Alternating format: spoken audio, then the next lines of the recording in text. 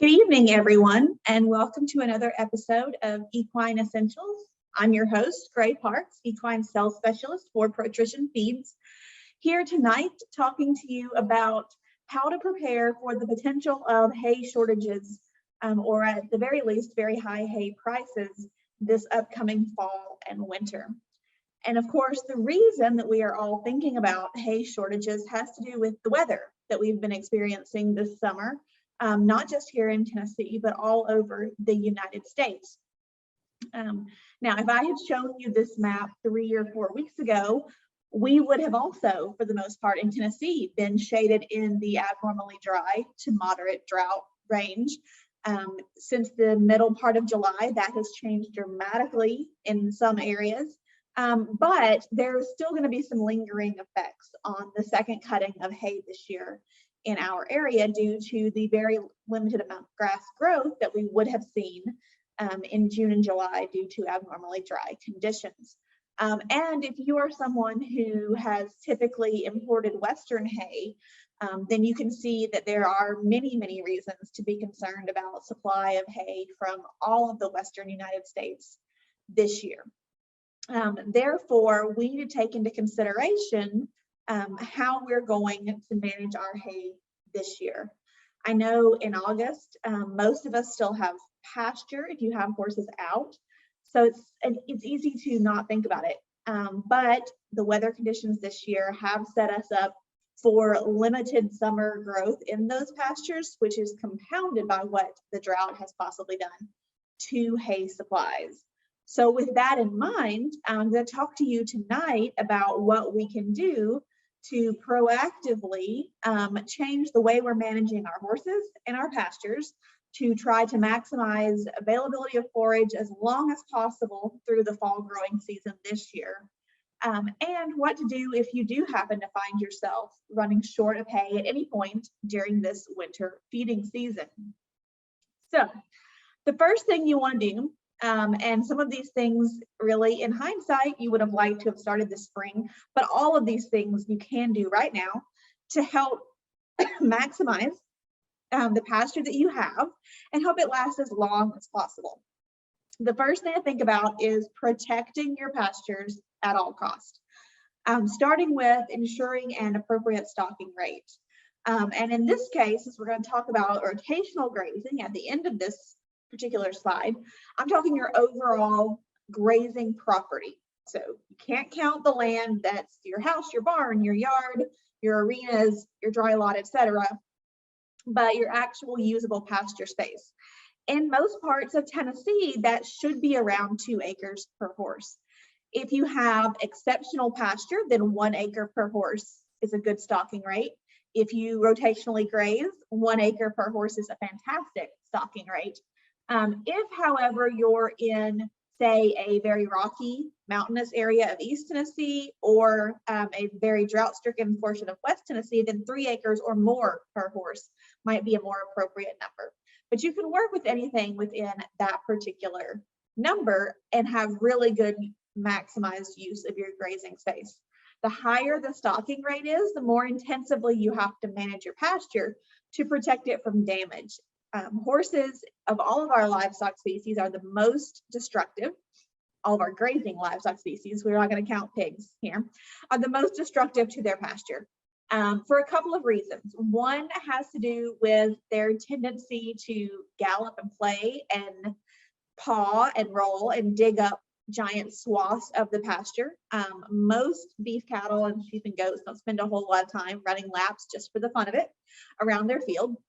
The other is the way horses graze. Horses tend to rip out grass by the roots when they graze, which can do serious damage, especially if you have pasture that's being overgrazed or overstocked. So you really want to protect that as much as possible.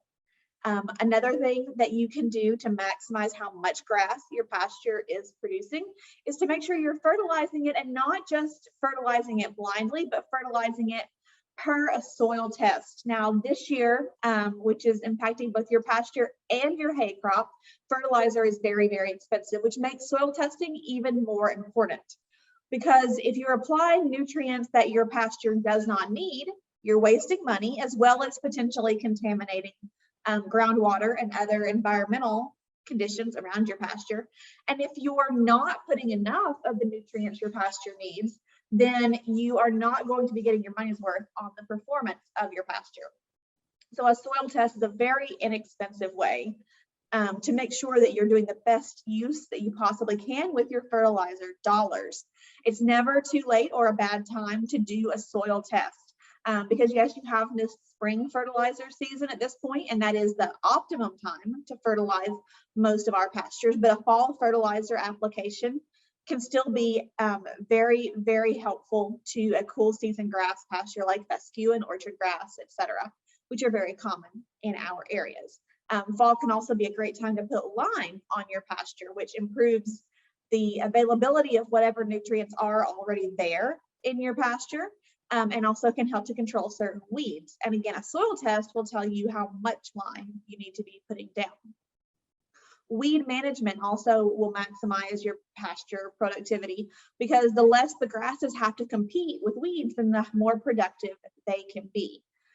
Weed management can be accomplished both chemically and with the way that you graze and mow your pasture. The optimum pasture height is between 4 and 8 inches.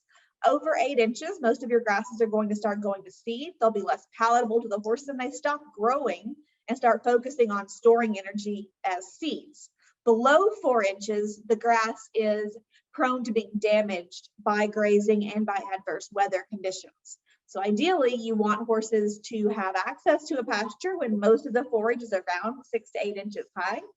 And then you want to remove the horses when the grass is down to 4 inches. You also don't ever want to mow a pasture lower than 4 inches for that reason. You could be damaging it. But you do want to keep it mowed so that it doesn't, on average, exceed that 8-inch height by as much as possible. Again, to minimize shading of weeds, help kill them. And reduce seed heads and keep your pasture productive all year round. So how can rotational grazing help? Rotational grazing allows you to increase the utilization of what is growing in your pasture. So if you have horses out on a pasture 24/7 and they have access to the entire property, then you'll notice that horses are very selective spot grazers. They'll pick their favorite areas, graze it down to the ground, and then eat every tiny little sprig of grass that dares to pop back up. And they'll leave sections very high that they have deemed unpalatable, either because they've chosen that as their toilet region or because they just don't like those grasses for whatever reason. And over time, this will reduce the amount of forage out there and the amount of forage the horses will actually eat. When you divide your pasture up into smaller segments and rotate horses through them, then you force horses to graze down more uniformly the entire pasture, and you give those preferred areas a rest while you're using the other rotation. Now, a lot of people who rotate pastures do so on a calendar schedule, right?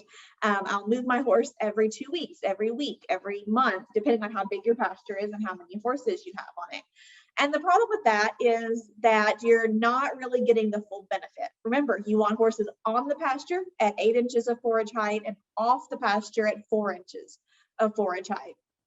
So in the spring and fall, when the pasture is growing fantastic and there's plenty of moisture, you may be moving them much more rapidly or more slowly, depending on the size of your field, than the summer when it's really hot and the grass isn't growing as much, or at the end of the grazing season when you don't have a lot of grass out there for the horses to access. And if you can optimize the way that you rotate those pastures, you can improve the amount of forage that the horses are eating every year by up to 2 tons per acre, right? 4,000 pounds of hay you don't have to buy if you can maximize the way that you set up your rotational grazing. So how do you do that? Well, for all practical purposes, assuming enough space, the horses are comfortable together, the more divisions you can have, the better and more efficient your system can be, because you can do those really intensive grazing periods and then give the pasture a good long rest. But even a very simple 2 pasture rotation is better than 1 large continuous grazing system. That's what I have set up at my place right now, because that's how many pastures I had time and money to fence when I bought it. I'd like to further subdivide it, but for now, 2 it is, and it works for my purposes, right? So you can start really simply and then expand your system. You can do this very cheaply. Step-in posts and electric tape work great in rotational grazing systems, because worst case scenario, if your division fence fails, the horses are still contained in the pasture. But most horses are very respectful of electric, and so you're able to efficiently rotate without a huge investment of money or labor to get started. Rotational grazing also helps to facilitate a process called stockpiling of fescue in your pasture. Stockpiling means stopping grazing on one or two or however many of your pastures you want to preserve around this time of year, around mid-August to late September. One last mow as high as you possibly can, pull the animals off, and then don't graze it again until the other pastures are exhausted for the year. That fescue will actually maintain most of its nutritional value. You essentially have hay stored on the ground instead of stored in your barn to be grazed early in the winter season, again, to help extend the time before you actually have to feed hay. This is pretty commonly done in the cattle industry, but there's no reason it cannot be done in horses as well. So just something to keep in mind. If you can dedicate a winter pasture, fantastic. That's one more turnout space where you can at least slow the time until you need to feed hay this winter. So as far as preparing, how do you know if you're going to have enough hay? So let's talk about calculating your hay needs. The first thing you need to know is how much do you expect each horse to eat per day? And horses have a dry matter intake requirement based on their body weight. So not flakes, not bales, but pounds of dry matter hay per day. Usually you want to calculate this as being somewhere between 1.5% to 2.5% of that horse's body weight per day in hay. 1.5% is not a number that I recommend for the vast majority of horses. I really like to see horses at 2 to 2.5% of their body weight in hay. However, there are a couple of different scenarios where you might need to feed that horse at 1.5% of body weight. One is for very obese horses that you are trying and not having a lot of luck with their body weight management. 1.5% of body weight will keep their gut happy, will meet their fiber and forage needs, may not keep them particularly happy. So at 1.5% of body weight, you really want to do everything you can to slow the rate of consumption, spread that hay out, feed them multiple times per day, but it can be done. Conversely, if you have horses that have very high nutrient needs, like foals who don't have a lot of body capacity, then 1.5% of their body weight in forage might be all they can physically eat when accompanied with the amount of grain that it takes to maintain their body condition. So 1.5% is not ideal, but it's doable. 2 to 2.5% is better. So think of that for your average 1,200 pound horse. Then you're looking at 24 to 36 pounds of hay per horse per day to land somewhere in that range. So that's a little more or a little less, depending on the size of your typical small square bales. If you have 50-pound bales, then it's between 1/2 and 3/4 of a bale per day. Then you want to think about the number of days that you will need to feed hay. So how on earth do you estimate that? Well, it depends on your pasture availability. There may be many of you watching this who feed hay 365 days per year. If your horses spend a time in a stall every day, then you needed hay for at least a part of the day, every single day. Or horses that can't go on pasture, or maybe you don't have grass pasture and you feed hay year round. Well, then this equation is actually pretty easy for you. With my horses on not the best quality pasture, but plenty of space pasture, I count about 150 days, so 5 months of hay, knowing that I'm really not going to be feeding full-time hay for 5 months out of the year unless something bad happens. But that allows me to hit that bottom bullet point of building in a cushion, right? You always want to estimate for what if I have to feed hay longer or earlier than I expected? What if I have to put a horse on stall rest and feed more hay? What if some of my hay molds and I need to throw it out? Always buy more hay than you think you'll need. And this year that is particularly important because The concern is not that there's no hay to be found today, although there are issues and areas where that has been a problem. The bigger concern is that farmers may not get a good second cutting or any second cutting in some cases, and they have hay right now. But you only buy maybe a month or 2 or 3 worth of hay, thinking you're going to go back and buy more in December or January, and there is no more hay to be bought at that point of the year. So if you have any way to figure out how to store your entire winter's worth of hay, do that now. If not, there may be an arrangement where you can pay ahead of time, but have the hay stored at the producer's facility. Not all producers can facilitate that, but if yours can, by all means do that.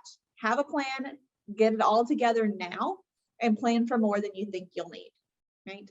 Again, calculate it by weight, find out how much those bales of hay weigh, or even better, get a per ton price, and buy your hay for at least a month more than you think you're going to need.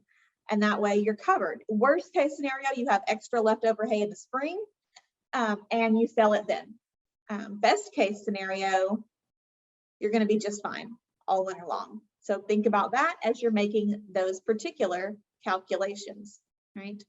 The next thing you want to do, because that hay, in almost every case, is going to be more expensive this year than it was last year, is protect your investment, right? Minimize hay waste.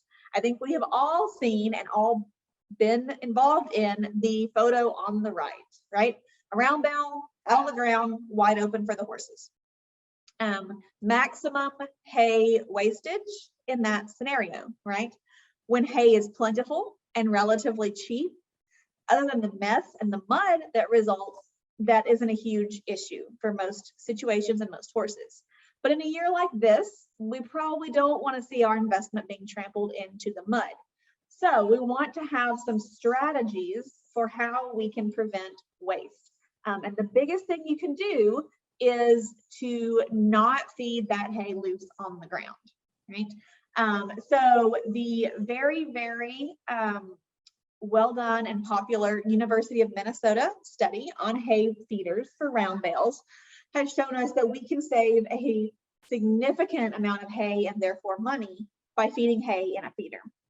This study found that if you just put a round bale out on the ground, then on average, 57% of that hay is going to be wasted. So more than half, almost 2/3 of the hay that you feed loose on the ground will not be eaten by the horses. So when you think about the cost per bale of hay, and now imagine just taking half that money and throwing it away or burning it, it's painful. We don't want to have that happen. A simple ring feeder, right, results in only 20% waste. So just your typical standard metal ring feeder will cut that hay waste in more than half, right? The hay hut type feeders, as you see in this photograph, can cut that down to only 9% wastage. The use of a slow feed net down to 6%. And if you use a net inside that hay hut, you will have minimal wastage of that hay. Feeders also, because they're reducing waste, increase how much hay the horse eats. And even when hay is expensive right now, it's still less expensive than grain on a per calorie basis for the horse, or per day use for the horse. So anything we can do to make sure those horses have plenty of hay, can eat lots of it, not waste it, always a good thing. So using some type of feeder is always going to be the way you want to go, whether you're feeding round bales or square bales. Square bales generally are going to have less waste to begin with, but there can still be wastage depending upon how you're feeding those square bales. So your square bale system can be as simple as feeding the hay on a rubber mat in the field instead of on the ground, so that the horse doesn't trample as much of the hay into the mud, all the way into, again, slow feed hay nets, provided you have a way to safely hang those and feed from those, and everything in between, right? Another thing that you can do that minimizes waste and also maximizes the value you get from your hay is having your hay tested. because this will give you valuable information, especially if those test results are available to you before you commit to purchasing the hay. Many large-scale hay producers do routinely test their crops and can provide you this. If not, once you've bought your hay, your local co-op store or your local county extension office can both help you sample submit that hay, and we can then give you some information to help you make good decisions on how best to utilize that hay. You can get tons of information from a hay test result. Crude protein is one that everyone looks at, although honestly, it's not for an adult horse generally something I'm overly concerned about, because even a relatively poor quality hay usually has ample protein for an adult horse, even up to moderate work. It's not usually an issue. You can look at minerals, which again are very important from an overall nutrient management of the horse. But when it comes to how much hay you need to buy and or feed for the winter, less of an issue. The things that really are going to impact your winter and the value of those hay dollars are digestible energy. So what kind of calorie bang for our buck are we getting from this hay, which can go either way, right? If you have a very, very high calorie hay, then you don't need to feed as much to maintain your horse's body weight. But for easy keepers, that very high calorie hay might not allow you to feed enough to not have them become obese. Conversely, if it's a relatively mature, low calorie hay, that could be perfect for the easy keepers, but you physically can't feed enough to maintain weight on your hard keepers. So that gives you an idea of what you're going to do with that hay. For horses that have metabolic concerns, then sugar and starch numbers, collectively we call that non-structural carbohydrates, or NSC, are going to be valuable as well. Value for your dollar often comes into the fiber numbers on that hay test though. Acid detergent fiber, or ADF, and neutral detergent fiber, or NDF, tell us a lot about the maturity level of that hay when it was cut and its nutritive value overall to the horse. ADF predicts overall digestibility, kind of a general quality measure of that hay. The more mature the hay gets, the higher that ADF, or indigestible fiber, gets. Ideally for horses, we want to see an ADF range of 30 to 35. For very idle, overweight, mature horses, over 35 might actually be a good thing, because they can eat to their little heart's content and be less likely to get fat. But for young growing horses, hard workers, we definitely want to be below that 35 number to ensure they can utilize that hay. Often that big hay belly that we see on horses eating a high forage diet comes from hays that are high in ADF. So there's lots of fiber the horse can't digest. And that's where you're seeing that hay belly. It's not true weight, but just bulk in their digestive tract. ADF values over 45% are generally not suitable for horses because they're so poorly digestible. The horses really can't utilize them very much nutritionally. However, if you have donkeys, that higher ADF hay might be the way to go, because they are extremely efficient and they do well on relatively poor quality forages. Neutral detergent fiber tells us how much the horse can physically eat of that hay. So with round bales in particular, you can estimate how long that hay should last, provided you've controlled the waste based on the NDF value. For horses, we like to see NDF values between 40 and 50. Above 65, horses are unlikely to eat significant amounts. So again, here we can control how much the horse eats. So the easy keepers, we want to be on the higher end. 50 plus is not a huge deal with an easy keeper, because they will voluntarily eat less hay, even if it's available 24/7 to them. But for harder keepers, young growing horses, hardworking horses, we want to be on the low end of that 40 to 50 spectrum to ensure that they can eat enough hay to maintain their body weight. Okay? So look at those hay tests and use that to help you decide what kind of hay you're dealing with, right? If all of that isn't enough to get your hay supply where it needs to be, there are other products you can feed to help to stretch your hay or even fully replace hay in an emergency situation. A lot of people out west on a normal regular year feed a hay cube diet because forage availability is limited to non-existent in some areas. So what kinds of products can we use to replace all or a portion of our hay? Hay cubes are always my first choice in that situation because they physically, from the particle size perspective, most closely mimic regular hay.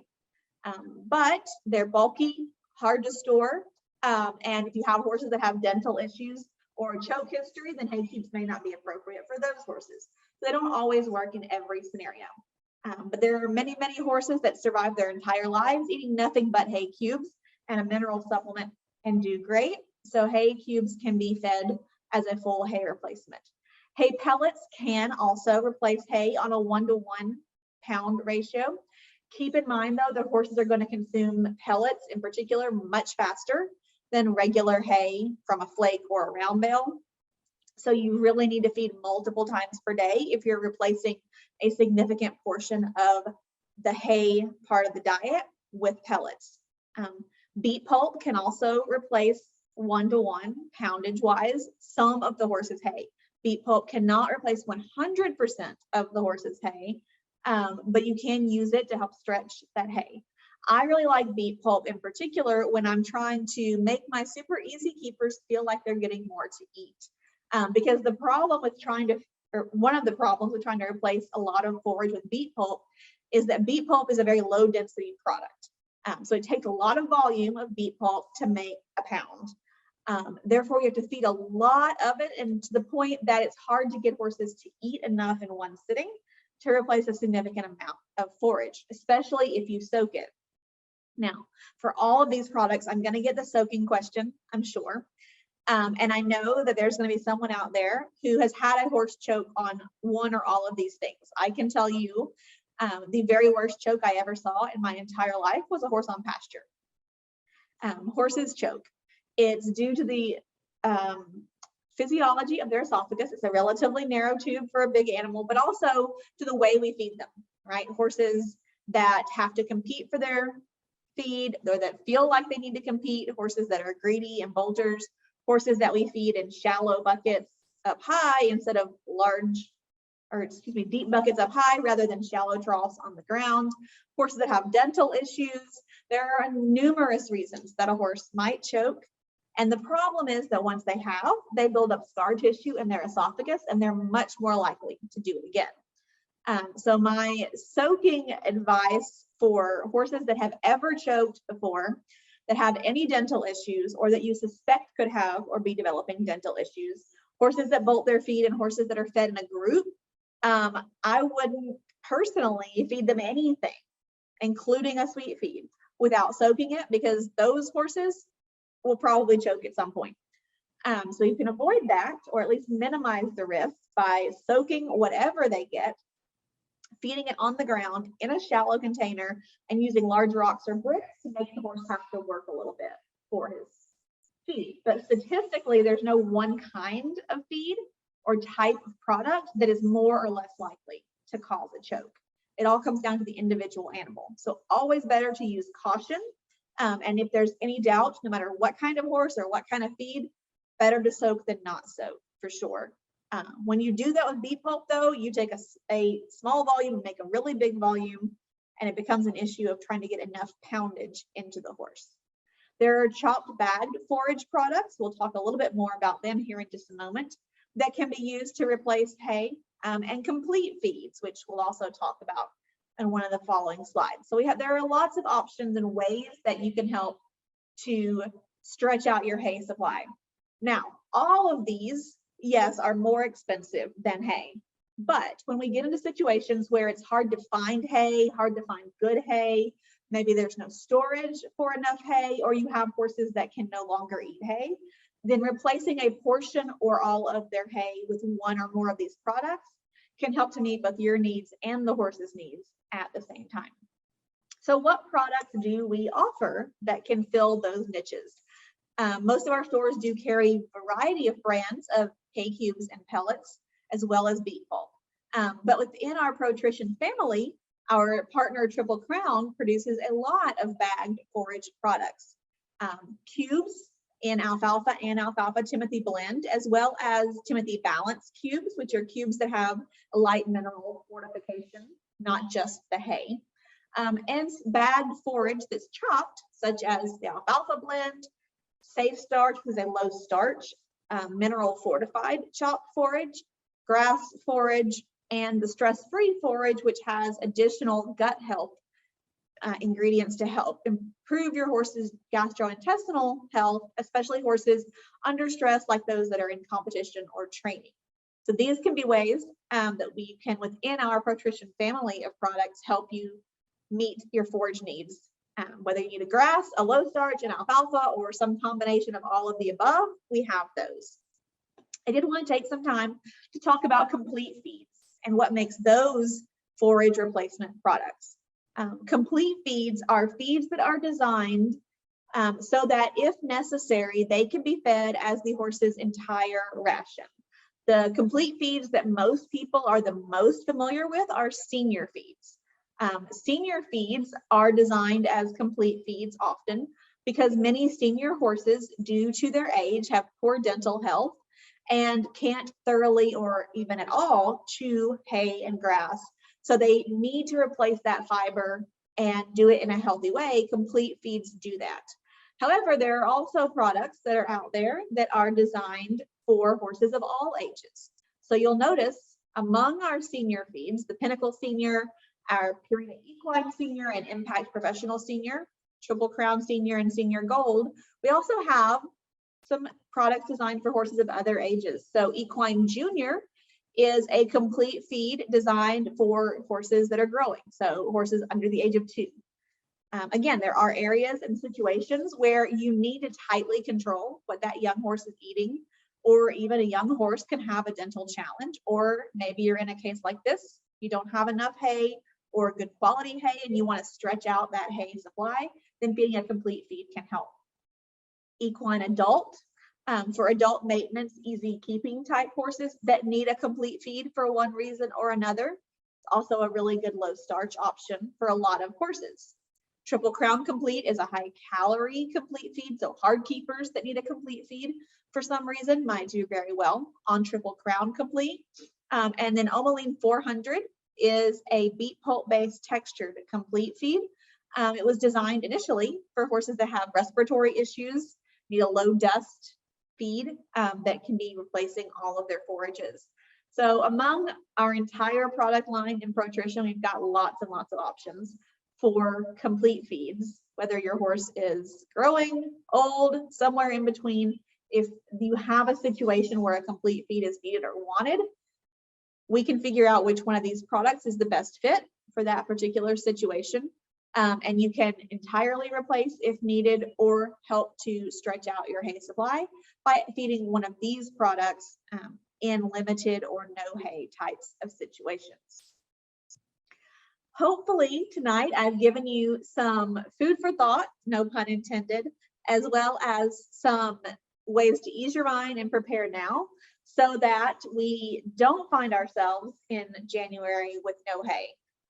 Ways to preserve your pasture, to limit the amount of hay you need to feed in the first place, ways to look at your hay supply and calculate whether you're getting a good value for your dollar and how much of that hay you're going to need, ways to minimize the waste that your horses might create from hay, and products that you can use in the event that you need to ration how much of your hay you're feeding. As always, I'm watching this video live with you all. If you have questions, feel free to drop those in the comments on this video and I'll get back to those tonight or tomorrow morning.